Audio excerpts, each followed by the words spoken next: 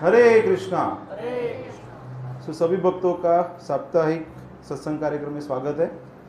तो हम श्री उपदेशामृत से पढ़ाई कर रहे हैं। अभी हम 6 नंबर के श्लोक पे आए हैं। उसके पहले हम लोग हरे कृष्ण सभी लोग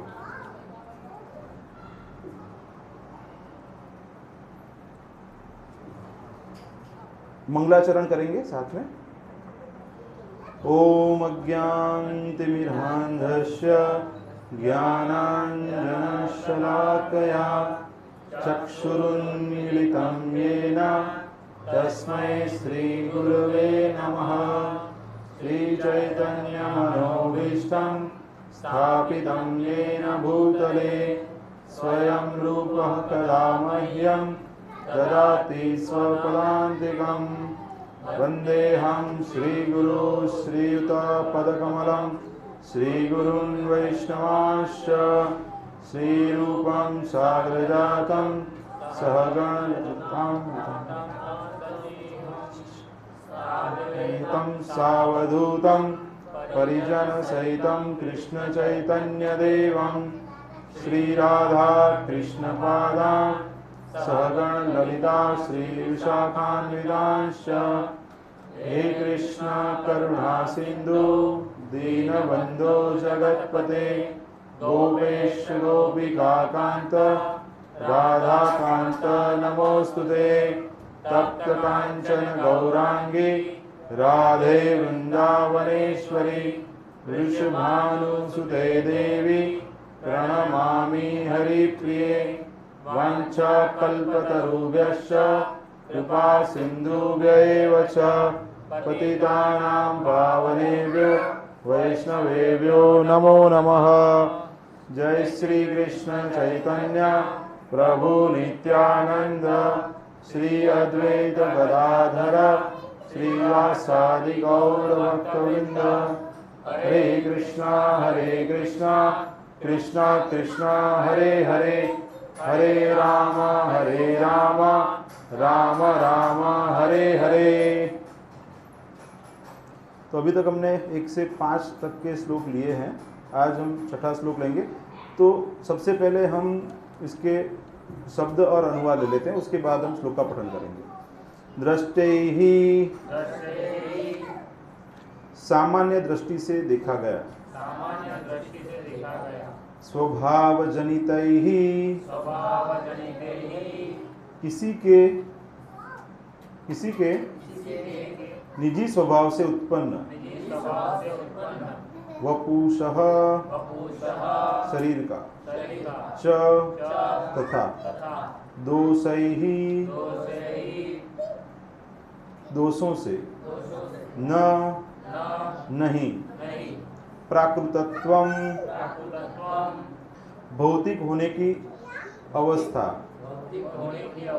भौतिकता, इह इस संसार में, भक्तजनस्य शुद्ध भक्त की, पश्चेत उसे देखना चाहिए, गंगा अंबशां गंगा जल का, न नहीं, खलु निश्चय ही, बुद्बुद फैन पंकै बुलबुलों झाग तथा कीचड़ से, ब्रह्म द्रवत्वम दिव्य प्रकृति, अपगच्छति नष्ट होती है, निरधर्मैः जल के गुणधर्मों से। सो अभी हम उसका श्लोक पढ़ेंगे। दृष्टे ही स्वभाव जनिते वपुश्च दोषे,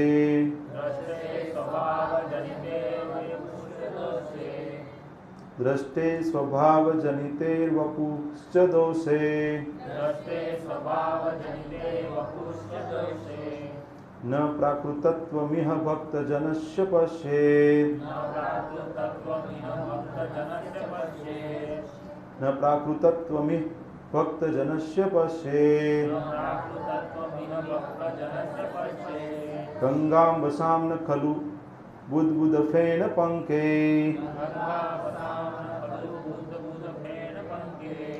गंगां वसां न खलु बुद्बुदफेन पंके ब्रह्मद्रवत्ततम् अपगच्छति निरधर्मे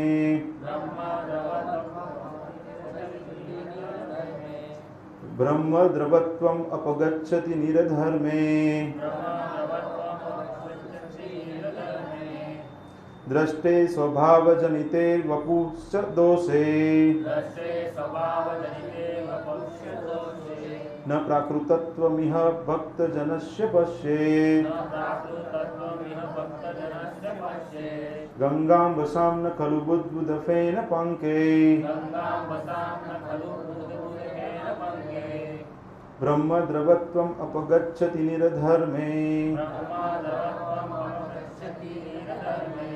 दृष्टे स्वभावजनिते वपुश्च दोषे न प्राकृतत्वमिह भक्तजनस्य पश्येत् गंगां वसां न खलु बुद्बुदफेन पंके ब्रह्मद्रवत्वम् अपगच्छति निरधर्मे।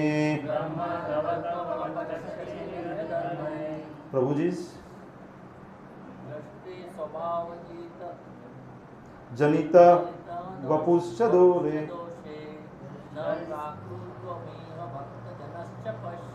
दृष्टे स्वभावजनितर वपुश्च दोषे न प्राकृतत्वमिह भक्तजनस्य पश्येत्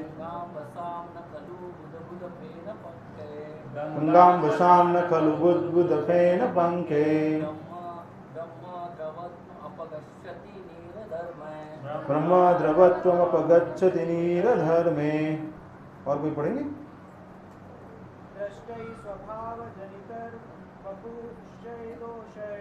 दृष्टे स्वभावजनिते वपुश्च दोषे न प्राकृतत्वमिह भक्तजनस्य दस्येत्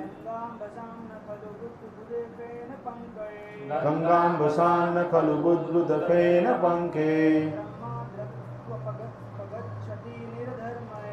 ब्रह्मद्रवत्वमपगच्छति निरधर्मे। माता जी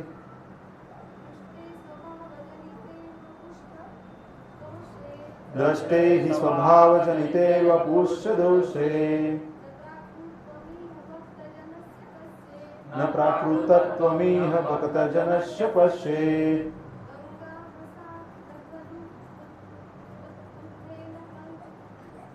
गंगां वसां न खलु बुद्बुदफेन पंके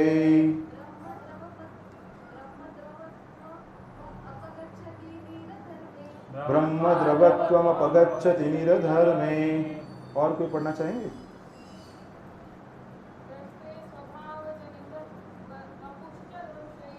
दृष्टे स्वभावजनिते वपुश्च दोषे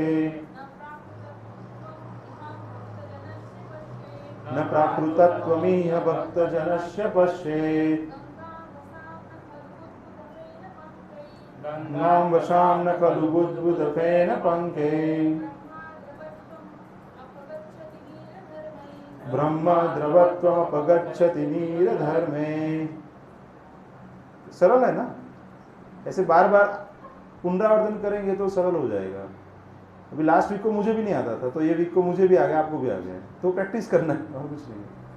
प्रभुपाद जी इसीलिए करते थे कि 3 बार मिनिमम आवर्तन करना है। जो वक्ता है उसको और बाद में 5-6 बार और भक्त करेंगे तो वो समझ में आता है उच्चारण कैसे करना है। तो अनुवाद एवं तात्पर्य श्री प्रभुपाद जी के द्वारा। श्री प्रभुपाद की अपनी मूल कृष्ण भावना भावी स्थिति में रहते हुए शुद्ध भक्त अपने आप को शरीर नहीं मानता है। ऐसे भक्त को भौतिकतावादी दृष्टिकोण से नहीं देखा जाना चाहिए। निसंदेह भक्त के निम्न कुल में उत्पन्न होने, उसके कुरूप चेहरे, विकृत शरीर या रोगी अथवा अशक्त शरीर की परवाह नहीं करनी चाहिए। साधारण दृष्टि से ऐसे दोष शुद्ध भक्त के शरीर में प्रकट दिख सकते हैं, लेकिन इन सब दिखने वाले दोषों के बावजूद शुद्ध भक्त का शरीर कभी दूषित नहीं हो सकता। यह ठीक गंगा जल के समान है जो कभी कभी वर्षा ऋतु में बुदबुदे, फेन तथा कीचड़ से पूरित हो जाता है, किंतु कभी दूषित नहीं होता। अतएव जो लोग आध्यात्मिक ज्ञान में उन्नत हैं, वे जल की अवस्था का विचार किए बिना गंगा में स्नान करेंगे। तात्पर्य लेते हैं। शुद्ध भक्ति जो कि आत्मा की क्रिया है, दूसरे शब्दों में भगवान की दिव्य प्रेममयी सेवा मुक्त अवस्था में संपन्न की जाती है। भगवद गीता में कहा गया है, माम च यो अव्यभिचारेण भक्ति योगेन सेवते सगुणान समतित्येतान ब्रह्मो भूयाय कल्पते। अर्थात जो पूर्ण भक्ति में संलग्न रहता है, जिसका किसी भी परिस्थिति में पतन नहीं होता है, वह तुरंत भौतिक प्रकृति के गुणों को पार करके ब्रह्म पद को प्राप्त करता है। तो प्रभुपाद जी यहाँ पे अच्छा कंटेक्स्ट दे रहे हैं कि जो मुक्त अवस्था में संपन्न की जाती है वही दिव्य प्रेममयी सेवा है। तो अभी हम बद्ध अवस्था में हैं, लेकिन जैसे जैसे हम भगवान की सेवा में लगेंगे और ज़्यादा करेंगे तो वैसे वैसे उतनी मात्रा में हमें फ्रीडम मिलेगी, और तब हम कोई भी अवस्था में रहेंगे तो भगवान की प्रेममयी सेवा में लग पाएंगे। हम आइडियल स्थिति के लिए वेट नहीं करेंगे। अभी हम क्या सोचते हैं कि ऐसा होगा तब हम भक्ति करेंगे, वो दिन आ जाएगा तब हम करेंगे। अभी नहीं कर पाए लेकिन बाद में करेंगे। लेकिन जहां पे जो स्थिति में है वहीं से शुरू करना है। अव्यभिचारिणी भक्ति का अर्थ है अनन्य भक्ति। अनन्य मतलब एक निष्ठ, और किसी की नहीं। भगवान बताते हैं ना, सर्वधर्मान परित्यज्य मामेकम शरणम व्रज अहम त्वाम सर्व पापेभ्यो मोक्षयिष्यामि मा शुचि। तो वहां पे बताते मामेकम शरणम व्रज। अनन्य भक्ति का मतलब क्या है? सिर्फ कृष्ण की भक्ति करना है। या ऐसे बोलेंगे कि भक्ति भगवान की ही हो सकती है, वो देवी देवताओं के साथ तो क्या बिजनेस होता है। मैं आपको 11 नारियल दूंगा, आप ये तो बाद में दे देना। मैं 2 लाख डोनेशन दूंगा, 1 करोड़ दे देना आप। ये कुछ रिश्वत घूस जैसा हो जाता है। इसलिए भगवान बताते भगवद गीता में कि जो अल्प बुद्धि के लोग हैं वो देवी देवताओं की शरण में जाते हैं, लेकिन हमें उनको डिस्टर्ब नहीं करना है। उनको धीरे धीरे धीरे धीरे, इसलिए बताते हैं कि जो ज्ञान में है, जिसके पास उच्च अवस्था प्राप्त है, वो ऐसे लोगों को डिस्टर्ब नहीं करते, लेकिन अपने आचरण से उनको सिखाते हैं और धीरे धीरे धीरे करके उनको शुद्ध भक्ति की तरफ लेके आ जाते हैं। उनको डिस्टर्ब नहीं करना चाहिए हमें, नहीं तो आपको डिस्टर्ब करेंगे। आप अगर उनको डिस्टर्ब करेंगे तो वो आपको डिस्टर्ब करेंगे। तो उनको आप अभी डिस्टर्ब मत कीजिए, ग्रेजुअली प्रसाद दीजिए, उनको पुस्तक दीजिए, धीरे धीरे फेवरेबल हो जाएंगे तो आप उनको सत्संग के लिए बुला सकते हैं। फिर और डिटेल में जैसे 6 आदान प्रदान होते हैं। कौन से 6 आदान प्रदान होते हैं, कोई बताएंगे? 4था श्लोक। सो गिफ्ट देना है, गिफ्ट लेना है, अपनी मन की बात बतानी है, उनसे सुनना है, और प्रसाद देना है, प्रसाद ग्रहण करना है। तो धीरे धीरे फिर क्या, वो अच्छे से ये फिलोसॉफी को भी समझ पाएंगे। प्रैक्टिकल है। तो अनन्य व्यक्ति के लेवल पर जाना है। भक्तिमय सेवा में रत मनुष्य को भौतिक इच्छाओं से मुक्त होना चाहिए। इस कृष्ण भावनामृत आंदोलन में मनुष्य की चेतना में बदलाव आवश्यक है। इसलिए प्रभुपाद जी ने उसका क्या नाम रखा है? International society for Krishna consciousness, चेतना भावनामृत। तो चेतना या भावना जो है हमारी, उसको चेंज करना है। ऐसा नहीं है कि भाई आपका नेशनलिटी चेंज कर दो, ये धर्म चेंज कर दो, तो वो कोई अलग से नहीं हो। आप जहाँ पे है वहाँ पे रह के भी कृष्ण के अंदर आपकी चेतना निवेशित कर सकते हैं। यदि चेतना को भौतिक भोग की ओर लक्षित किया जाता है तो वह भौतिक चेतना है, और यदि उसे कृष्ण की सेवा की ओर लक्षित किया जाता है तो वह कृष्ण भावनामृत है। So we should keep Krishna in the centre of our life. We should accept everything which is favorable for the service of Lord Krishna, and we should refrain from all the things which are detrimental to our Krishna consciousness. So अगर ये principal करेंगे तो हमको ध्यान में आ जाएगा कि क्या चीज़ों का स्वीकार करना है और कौन सी चीज़ों से हमें दूर रहना है. बताते हैं कि यदि वह कृष्ण की ओर किया जाए तो वो कृष्ण भावनामृत है. शरणागत व्यक्ति बिना भौतिक विचार के ही कृष्ण की सेवा करता है. जैसे बताया कि अन्य अभिलषता शून्यम ज्ञान कर्मादि अनावृतम आनुकूल्यन कृष्णानु शीलनम भक्तिरुतम. तो उत्तम भक्ति क्या है उसके लिए हमें प्रयास करना चाहिए. अगर समझो आपको पता है कि भाई आपको फलाना फलाना जगह पे जाना है, तो आपको एक रोड मैप पता रहता है, आप गूगल मैप पे डालेंगे तो पूरा आपको ट्रैफिक के हिसाब से कितना समय में कितना मिनट में जाएंगे एक अंदाज आ जाता है कि ये रास्ते से जाएंगे तो यहाँ पे पहुँचेंगे, वो रास्ते से जाएंगे तो वहाँ पे पहुँचेंगे, और यहाँ पे इतना ऑब्स्ट्रक्शन आएगा। तो यहाँ पे बताते हैं कि अगर हम भक्ति में लगते हैं तो पहले से पता होना चाहिए कि शुद्ध भक्ति क्या है। अगर हम अभी वो लेवल पे नहीं है, लेकिन हमें हमारा लक्ष्य पता होना चाहिए। तो जब लक्ष्य पता रहेगा तो फिर उसके लिए क्या कदम उठाने चाहिए वो हम उठा पाएंगे। It is not like just go with the flow. आपको पता भी होना चाहिए, थोड़ा सा डेविएशन आ रहा है तो उसको करेक्ट भी करना पड़ेगा, लेकिन आपको पता रहेगा कि उत्तम भक्ति क्या है, शुद्ध भक्ति क्या है। तो उसके लिए अनुरूप व्यवहार आप धीरे धीरे ऐड करते जाएंगे, और प्रतिकूल जो चीज़ें हैं वो अपने आप धीरे धीरे दूर चली जाएगी। वो आपको छोड़नी भी नहीं पड़ेगी, वो छूट जाएगा। जैसे मेरे अपने उदाहरण से मैं बताऊं तो आज से 20 साल पहले जब मैं भक्ति में जुड़ा तो उस समय मैं कॉलेज में पढ़ता था। तो ऐसे बच्चों के साथ हम लोग पाव भाजी खाने जाते थे, तो मैं 2-3 बार एक्स्ट्रा कांदा लेके खाता था। तो उतना अच्छा लगता था वो, क्योंकि वो तामसिकता का गुण था ना, तो वो अच्छा लगता है। तामसिक व्यक्ति, उसको तामसिक अच्छा लगता है ना, अट्रैक्शन होता है। फिर भक्ति में आने के बाद फिर प्रसाद प्राप्त किया, भक्तों के संग में आया। तो अभी ऐसा है कि कितने साल हो गए घर में वो ओनियन गार्लिक आता ही नहीं है, और अभी कहीं पे अगर कुछ स्मेल आ गया तो अभी वो घर के किसी को पसंद ही नहीं है। मुझे तो नहीं है, लेकिन घर के लोगों को भी पसंद नहीं। तो इट टेक्स टाइम, उसको छोड़ना नहीं है। कुछ लोग बोलते मैंने ये छोड़ दिया, मैंने छोड़ दिया। आपका है कि आप छोड़ोगे? छूट जाएगा। अगर आपके घर में कोई व्यक्ति है, समझो उनको चाय पीने की आदत है या और कोई ऐसी आदत है जो भक्ति के लिए अच्छी नहीं है, तो उनको ऐसा मत बोलो कि ये छोड़ दो। उनको ऐसा बोलो कि भक्ति के अंगों को पकड़े, वो कृष्ण को पकड़ना है। आप कृष्ण को पकड़ेंगे, हायर टेस्ट मिलेगा, तो बाकी का टेस्ट अपने आप चला जाएगा। Getting my point? हम जब नए नए होते तो हमको ऐसा रहता है कि ऐसा हम वैराग्य दिखाने का प्रयास करते हैं कि मैंने ये छोड़ दिया, मैंने वो छोड़ दिया।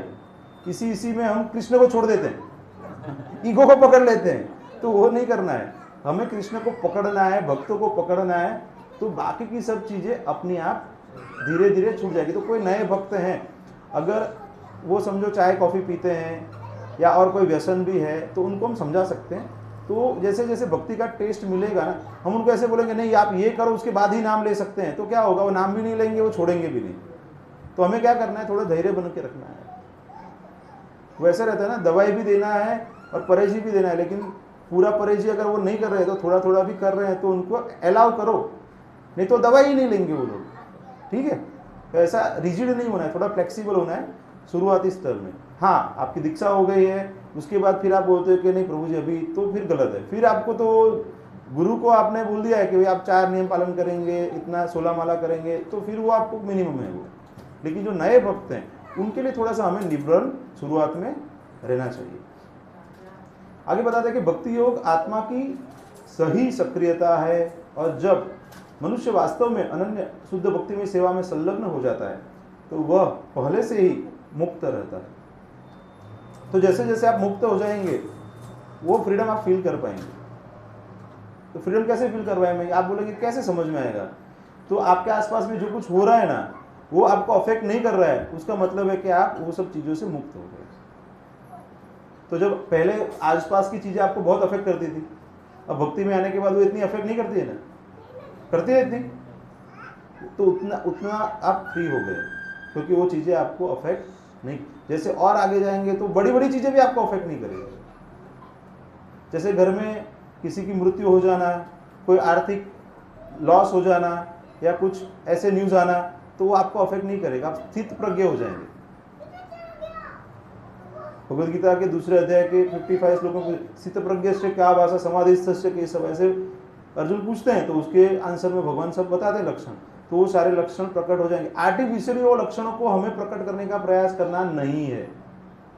मेरा मैसेज ये है, नहीं हम भक्ति में हमको ऐसा करना चाहिए, ऐसा नहीं करना है हमें।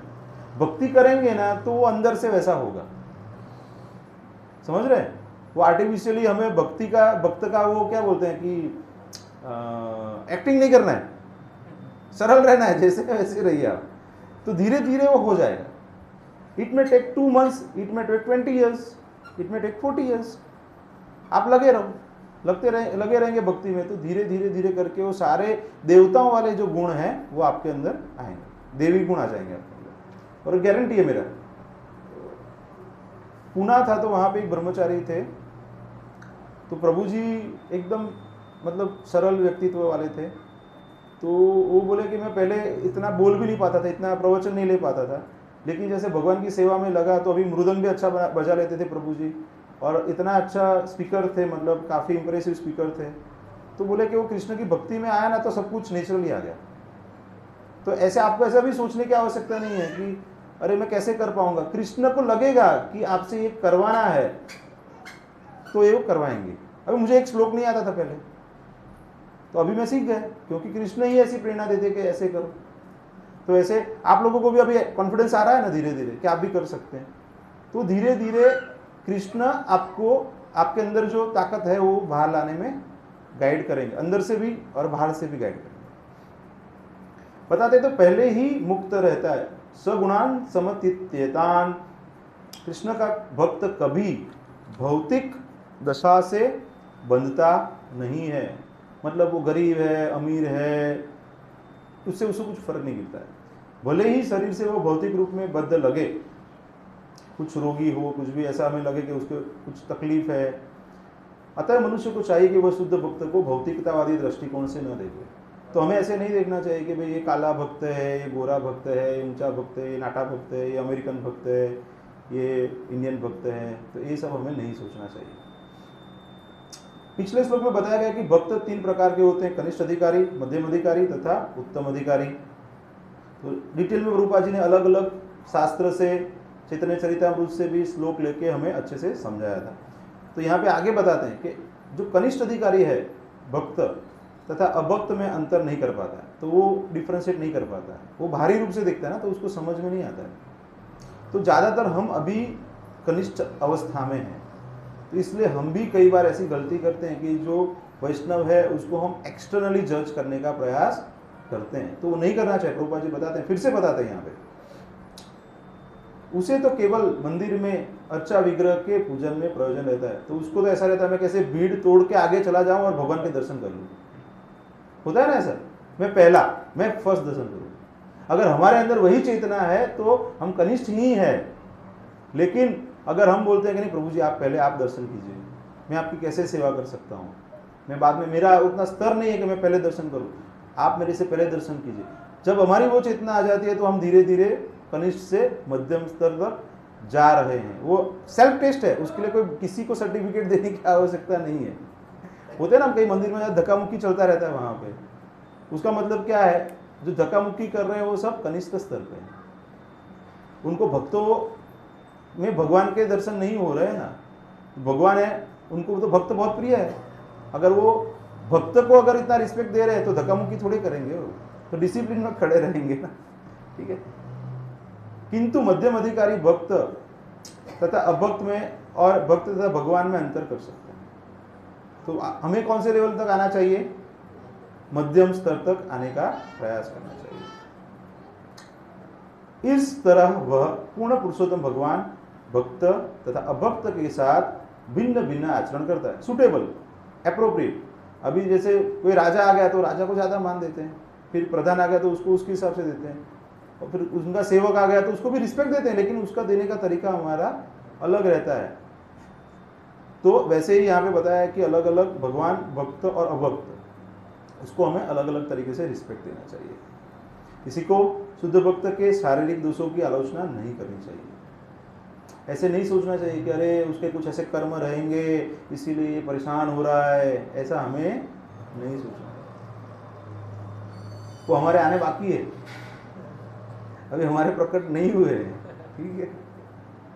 ऐसे मैंने एक क्लास में सुना था कि जैसे जो फ्यूचर में भक्त बन सकते हैं ना, उसके बारे में भी हमें कुछ वो नहीं करना चाहिए। और सबके अंदर वो पोटेंशियल है कि फ्यूचर में भक्त बन सकते हैं, तो किसी की आलोचना नहीं करनी चाहिए।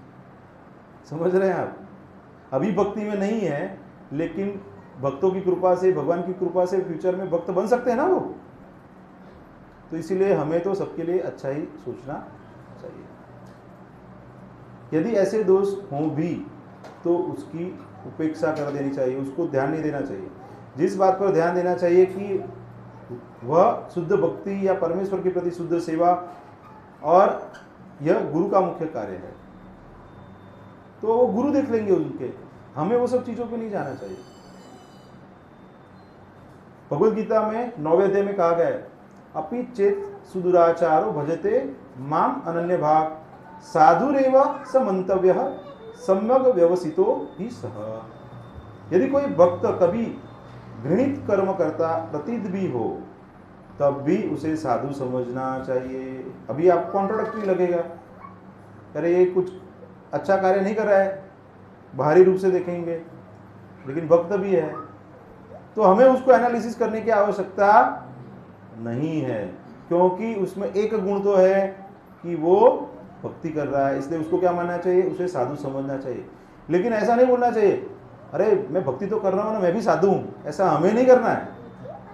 हमें क्या करना है, तृणादपि सुनीचेना तरोरपि सहिष्णुना अमानिना मानदेना कीर्तन, तभी हम हमारा कीर्तन कर पाएंगे।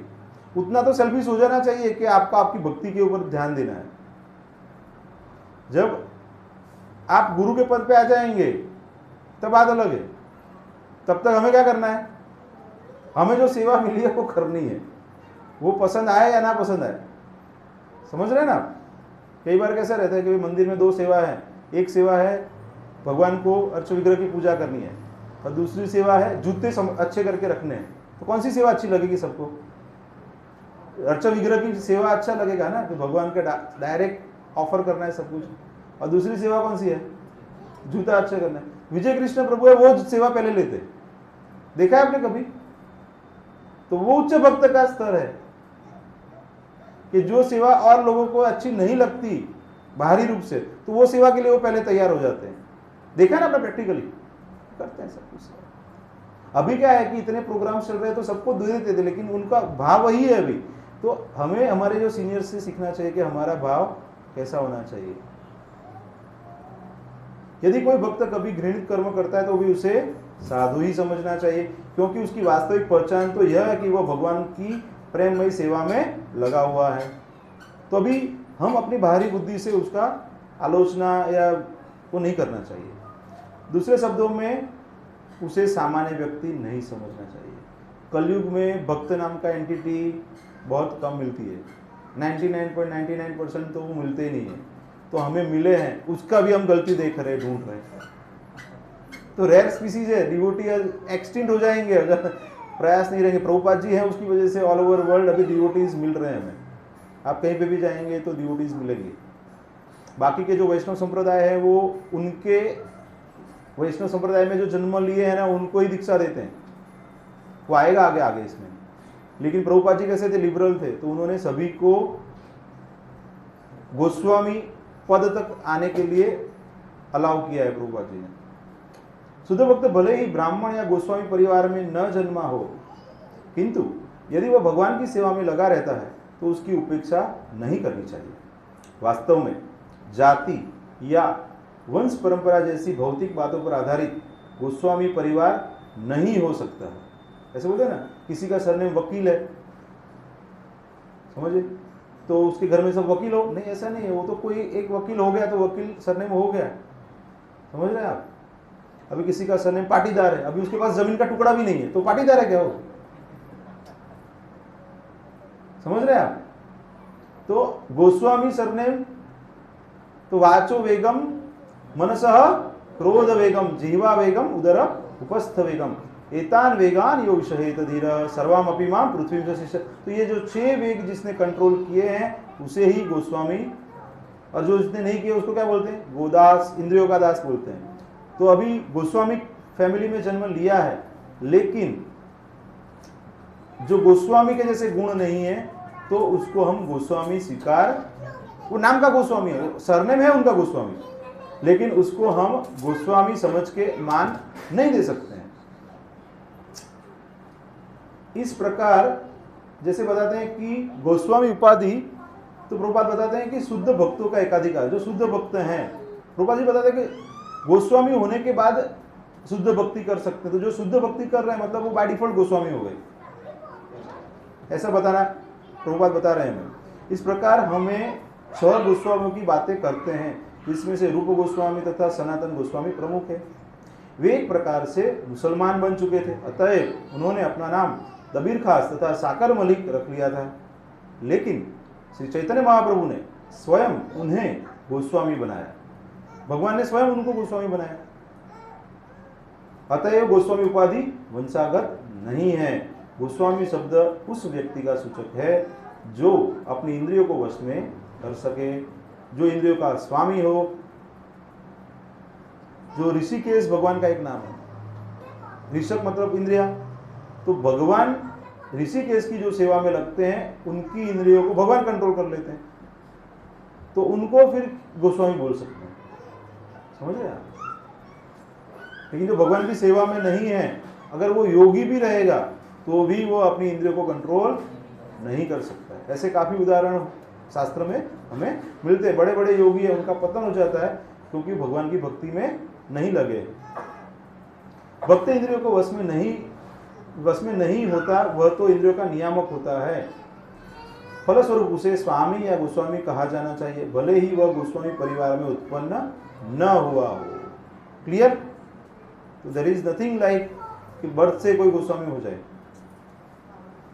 इस सूत्र के अनुसार जो गोस्वामी श्री नित्यानंद प्रभु तथा श्री अद्वैत प्रभु के वंशज है, वे निश्चित रूप से भक्त हैं। लेकिन जो भक्त अन्य परिवार से संबंधित है उनमें भेदभाव नहीं बरतना चाहिए। उनको रिस्पेक्ट देना है, क्योंकि वो परिवार में जन्म लिया है, मतलब कुछ पुण्य कर्म रहेंगे, उनकी कुछ भक्ति रहेगी, तभी तो वो परिवार में जन्म लिया है। लेकिन जो अन्य हैं उनके अंदर भेदभाव हमें नहीं रखना चाहिए। वो बहुत बड़ी बात है। We should not discriminate on the basis of birth in a particular family. उनमें भेदभाव नहीं बरतना चाहिए। निसंदेह भक्त चाहे पूर्व आचार्य के परिवार के हों या किसी सामान्य परिवार के हों, उन्हें एक समान माना जाना चाहिए। किसी को यह सोचकर कि ओह यह तो अमेरिकी गोस्वामी है, इसके साथ भेदभाव नहीं बरतना चाहिए। नहीं यह सोचना चाहिए कि यह नित्यानंद वंशज गोस्वामी है। कृष्ण भावनामृत आंदोलन के अमेरिकी वैष्णवों को गोस्वामी उपाधि दिए जाने पर भीतर ही भीतर विरोध की धारा चल रही है। प्रभुपाद जब पुस्तक लिख रहे हैं तब की बात कर रहे हैं, 1975-1976 के आसपास की बात चल रही है। कभी कभी लोग अमेरिकी भक्तों से सीधा कह बैठते हैं कि उनका संन्यास या उनकी गोस्वामी उपाधि प्रामाणिक नहीं है, ऑथेंटिक नहीं है, ऐसा मानते थे और बोलते थे। किंतु श्री रूप गोस्वामी के इस श्लोक के अनुसार अमेरिकी गोस्वामी तथा आचार्य कुल के गोस्वामी अभिन्न हैं। समझ रहे हैं आप? वो जमीन अलग अलग है लेकिन पौधा तो एक ही है, तो हम उसको एक्सेप्ट करते हैं ना।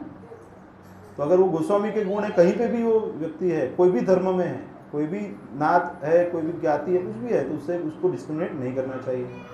दूसरी ओर जिस भक्त को गोस्वामी की उपाधि प्राप्त हुई हो किंतु उसका पिता ब्राह्मण नहीं है या वह नित्यानंद या अद्वैत प्रभु के गोस्वामी परिवार में उत्पन्न नहीं हुआ, तो उसे यह सोचकर झूठे गर्वित नहीं होना चाहिए कि वह गोस्वामी बन गया है।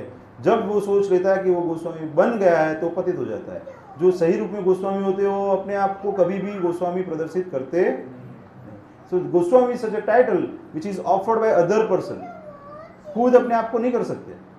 संन्यास किसी को देते हैं तो दूसरा कोई व्यक्ति और व्यक्ति है उसको संन्यास देते हैं।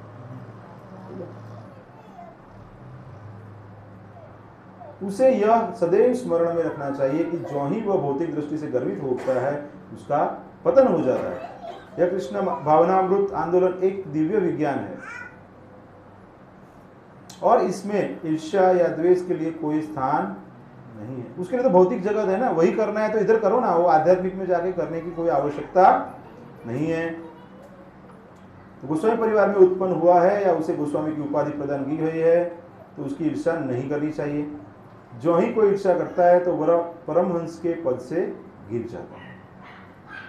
तो ईर्ष्या को दूर करने के लिए क्या करना चाहिए? प्रेम करना चाहिए।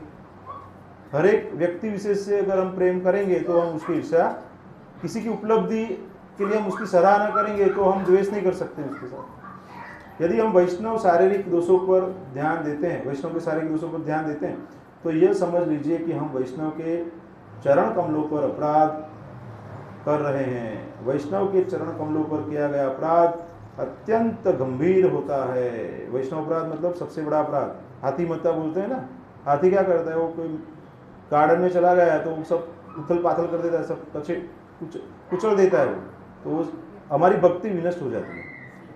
वैष्णव का अपराध, इसीलिए कोई और अपराध हो जाएगा तो चलेगा, भगवान के प्रति भी अपराध हो जाए तो भगवान माफ कर देते हैं, लेकिन वैष्णव के प्रति अपराध हो जाता है तो भगवान भी उसको क्षमा नहीं करते। वो वैष्णव के प्रति, जिसके प्रति अपराध हुआ है, उससे जाके ही हमें क्षमा मांगनी चाहिए।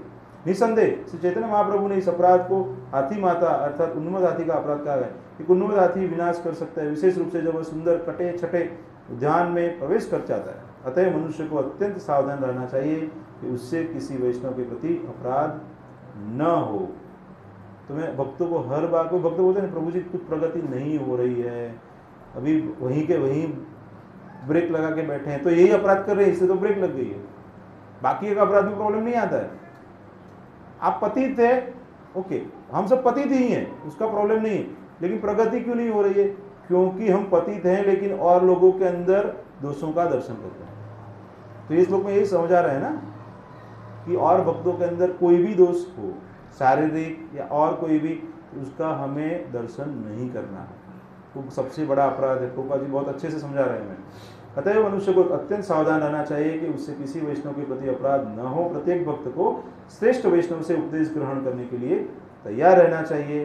प्रभुपाद से और श्रेष्ठ कौन हो सकता है? इसलिए हम प्रभुपाद की शिक्षाओं को ग्रहण करते हैं और श्रेष्ठ वैष्णव को कनिष्ठ वैष्णव की सभी तरह से सहायता करने के लिए तैयार रहना चाहिए। कृष्ण भावनामृत में अपने आध्यात्मिक विकास के अनुसार ही कोई किसी से श्रेष्ठ या निकृष्ट होता है। मनुष्य को भौतिक दृष्टि से शुद्ध वैष्णव के कार्य को देखना वर्जित है। विशेष रूप से नव दीक्षित द्वारा शुद्ध भक्त को भौतिक दृष्टि से देखा जाना अत्यंत हानिप्रद है। जब अभी हम नए नए हैं भक्ति में, तो हमें कभी भी और जो भक्त हैं उनका आकलन हमारी बुद्धि से नहीं करना चाहिए। नहीं समझ में आता है तो मत सोचो, आपको कार्यकलाप नहीं समझ में आता छोड़ दो ना, आपका वो विषय ही नहीं है, उनके गुरु देख लेंगे। अगर कुछ आगे पीछे है तो उनके गुरु है, वो देख लेंगे, उनको करेक्ट कर लेंगे। It is not your purview to correct them और टू पॉइंट आउट। अगर आपके मित्र है, आपको पूछ रहे हैं, आप बता सकते हैं, लेकिन आपको उनको सामने से जाके कुछ बोलने की आवश्यकता नहीं है, उससे आपको नुकसान हो जाता है।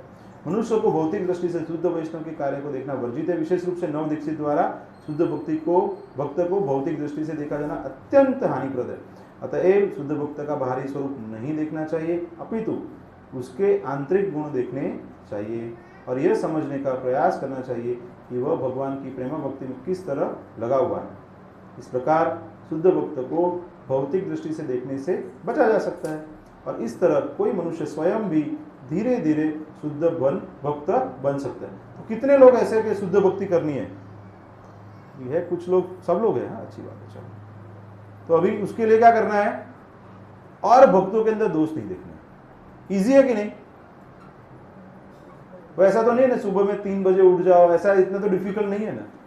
अगर विचार आ भी जाता है तो तुरंत क्षमा मांग लो आप। अगर ऐसी स्थिति में कुछ विचार आ जाता है तो क्षमा, भगवान से क्षमा मांग लो, उनसे क्षमा मांग लो कि भाई मेरे मन में ऐसा विचार आ रहा है। उसके ऊपर कंटेम्पलेट मत करो और किसी और के साथ ज़्यादा डिस्कस मत करो कि अरे इसमें ये प्रॉब्लम है, वो प्रॉब्लम हमारे अंदर भी है, बहुत प्रॉब्लम है। इसीलिए तो यहाँ पे भौतिक जगत में, नहीं तो भगवान के साथ रहते हैं। सही है कि नहीं? ठीक है। जो लोग कृष्ण भावनामृत को किसी विशेष वर्ग के लोगों, किसी विशेष वर्ग के भक्तों या किसी विशेष भूखंड तक ही सीमित मानते हैं, वे सामान्यतया भक्त के बाह्य लक्षणों को देखने के आदी होते हैं। ऐसे नौसिखे उन्नत भक्त की उत्कृष्ट सेवा को न समझ सकने के कारण महाभागवत को अपने स्तर पर ले आने का प्रयास करते हैं। इस कृष्ण भावनामृत संसार भर में प्रसार करने में हमें ऐसी कठिनाई का अनुभव होता है। तो प्रभुपाद अपना अनुभव बता रहे हैं, क्योंकि प्रभुपाद अलग अलग जगह पे जाके लोगों को जोड़ रहे हैं। तो उस समय पे क्या हो रहा है कि लोग उनको, उनके प्रभुपाद जी को भी उनके स्तर पे समझ रहे हैं, एनालिसिस करने का प्रयास करें। प्रभुपाद जी क्या है? उन्नत भक्त हैं, उत्तम भक्त हैं, मध्यम स्तर पे आके प्रचार का कार्य कर रहे हैं, लोगों के ऊपर अनुकंपा दिखा के। लेकिन फॉरेन में क्या हो रहा है? दुर्भाग्यवश प्रभुपाद बता रहे हैं कि ऐसे नवदीक्षित गुरु भाइयों से घिरे हुए हैं जो विश्व भर में कृष्ण भावनामृत को प्रसारित करने के असाधारण कार्य को नहीं समझ पा रहे, मतलब प्रभुपाद को भी क्रिटिसाइज कर रहे हैं, प्रभुपाद का स्तर एकदम अलग लेवल पे है, फिर भी वो लोग प्रभुपाद को अप्रिशिएट भक्त होने के बावजूद, तो वो भी एक बहुत बड़ा अपराध कर रहे हैं, इसलिए वो सब पतित हो गए थे उस समय पे। प्रभुपाद को अप्रिशिएट नहीं कर पाए थे, उनको सपोर्ट नहीं किया कोई बात नहीं, लेकिन उनको क्रिटिक किया, उन्होंने क्रिटिसिज्म किया उन्होंने, तो वो नहीं करना चाहिए। वे केवल हमें अपने स्तर पर लाने का प्रयास करते हैं और सभी प्रकार से हमारी आलोचना करने का प्रयास करते हैं। हमें उनके इन प्राकृत कार्यों एवं उनके अल्प ज्ञान पर तरस आ जाता है, दया आ जाती है ना। अभी जो महान व्यक्ति है ना, वो गुस्सा नहीं करता है, उसको दया आ जाती है। तो अभी कोई मुझे पूछता है ना कि अरे कोई व्यक्ति मेरे साथ बुरा कर रहा है, तो मैं बोलता हूँ कि अगर आप उच्च स्तर पे आ जाओगे तो आपको उसके ऊपर गुस्सा कभी नहीं आएगा, क्या तो आपको उसके ऊपर तरस आ जाएगा या फिर हंसी आ जाएगी, आप गुस्सा करोगे ही नहीं। तो मुझे पूछते हैं कि गुस्सा क्यों, कैसे नहीं आता है? तो गुस्सा नहीं तब आएगा कि जब आपको उसका स्तर पता है कि वो उसके स्तर पे है ना, इसलिए तो ये कर रहा है। कोई भी व्यक्ति के अंदर वो पावर आपको नहीं देना चाहिए कि वो आपको गुस्सा कर दे, वो पावर आपके पास रखना चाहिए, आपका गुस्सा आपके कंट्रोल में रहना चाहिए। तो आपका जो गुस्सा है ना, जब चाहिए तो उसको यूज करना है आपको। आपका गुस्सा इतना सस्ता नहीं होना चाहिए कि कोई भी उसको प्रकट कर सके,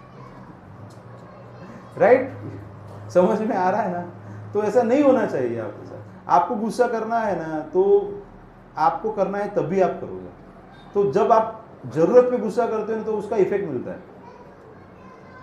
जैसे अर्जुन ने युद्ध में गुस्से का प्रयोग किया तो सबको सफाचट कर दिया वहां पे। हनुमान जी ने गुस्सा किया तो लंका को जला दिया।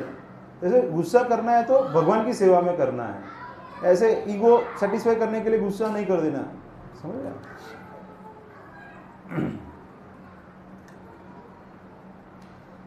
हमें उनके इस प्राकृत कार्य एवं उनके अल्पज्ञान पर तरस आता है। एक शक्ति संपन्न व्यक्ति जो भगवान की गोपनीय सेवा में वास्तव में संलग्न है, उसे सामान्य व्यक्ति नहीं समझना चाहिए, क्योंकि यह कहा जाता है कि जब तक कोई कृष्ण द्वारा शक्ति प्रदत्त न हो, शक्ति में अवतार थे प्रभुपाद जी, तो without the energy of the Lord special mercy ये कार्य संभव नहीं है। तब तक वह सारे संसार में कृष्ण भावनामृत आंदोलन का प्रसार नहीं कर सकते। प्रभुपाद जी ने 10-11 साल में कितने more than 100 temples all over the world, कुछ गुरुकुल, कुछ फार्म कम्युनिटीज, वो सब निर्माण किया था। वे आपको एक घर बनाना कितना समय लगता है?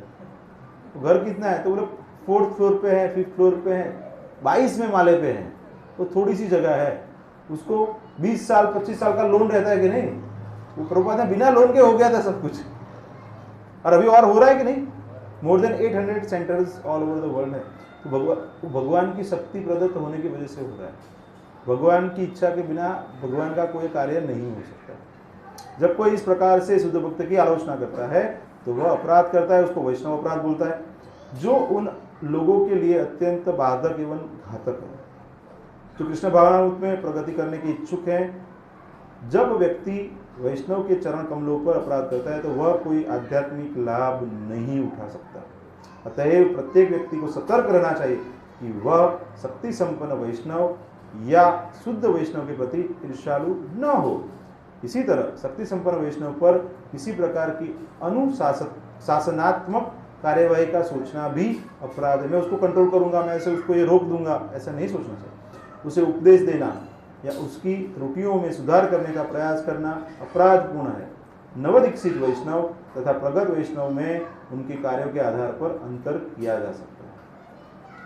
प्रगत वैष्णव सदैव गुरु पद पर स्थित होता है और नवदीक्षित सदैव उसका शिष्य माना जाता है। न तो शिष्य गुरु को उपदेश दे, न ही गुरु ऐसे व्यक्तियों का उपदेश ग्रहण करे जो उनके शिष्य नहीं है। मतलब जो उनके शिष्य नहीं है उनको तो पूछने का भी अधिकार नहीं है गुरु को। जो उनके शिष्य है वो उनको नम्रता पूर्वक पूछ सकते हैं। तद्विधि प्रणिपातेन परिप्रश्नेन सेवया उपदेक्षन्ति ते ज्ञानम ज्ञानिनस्तत्वदर्शी। जो गुरु है उसके पास कैसे जाना है? नम्र होकर जाना है, सेवा करनी है और उसके बाद प्रश्न पूछना है। लेकिन यहाँ पे प्रभुपाद क्लियर बता रहे हैं कि नहीं, गुरु ऐसे व्यक्तियों का उपदेश ग्रहण करे जो उसके शिष्य नहीं है। क्लियर बता रहे। इस 6ठे श्लोक में श्री रूप गोस्वामी के उपदेश का यही सार है। हरे कृष्णा।